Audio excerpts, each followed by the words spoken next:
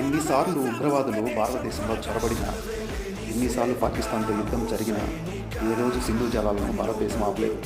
ఎందుకంటే భారతీయులకి కరుణ, జాలి, మానవత్వం ఎక్కువ.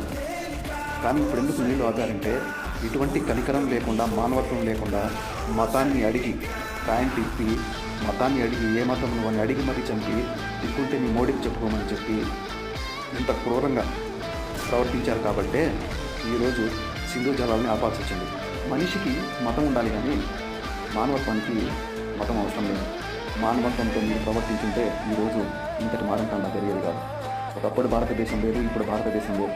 ప్రపంచ దేశాలలో అత్యధిక సైనిక శక్తి కలిగిన గొప్ప దేశం ఏదైనా ఉందంటే అది నా భారతదేశం.